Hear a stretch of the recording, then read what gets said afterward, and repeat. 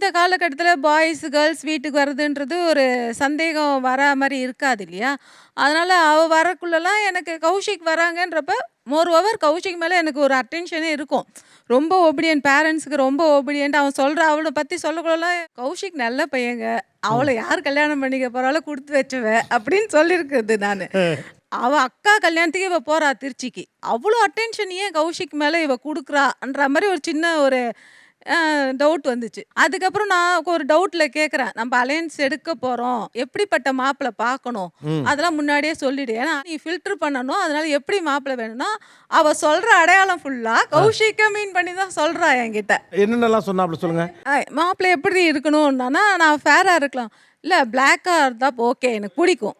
1 இருக்காப்ல. 2 ஹைட்டா இருக்கணுமா, ஹைட் இருக்காப்ல. 2 ஸ்பெக்ஸ் போட்டுட்டா பரவாயில்லையா, ஓகே ஓகே. ஸ்பெக்ஸோட தான் வேணும். ஸ்பெக்ஸ் போட்டுருந்தா பரவாயில்ல. ஸ்லிம்மா இருக்கணும். ஸ்லிம்மா இருக்கணும். ஓகே. ஐடில ஒர்க் பண்ணணும். ஐடியா? ஐடியில் தான். ஓகே. இவ்வளோ கேட்டிங்களா? வயசு வித்தியாசம் எவ்வளோ இருக்குன்னு கேட்டிங்களா இல்லையா? இல்ல அப்ப நான் வந்து ஒரே வயசு இல்ல ஒரு வயசு சின்ன பையனா கூட okay சொன்னேன். அப்படின்னு சொன்னீங்க. இவ்வளோ சொல்லியுமா புரியல அது மாப்பிள்ளை கூடவே இருக்கான்னு? அதுக்கப்புறமா என்னன்னா எல்ஐசி ஸ்கீம் போடுற மாதிரி இருந்துச்சு இன்சூரன்ஸு.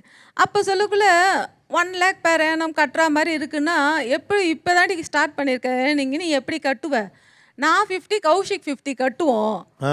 அது எப்படி 15 years எப்படி கட்டுவீங்க 2 பேரும்? உனக்கு கல்யாணம் ஆயிடும் அவருக்கு கல்யாணம் ஆயிடும். அப்போ கூட நீங்க ஏமா நீங்க யாருமா எந்த ஊர் நீங்க?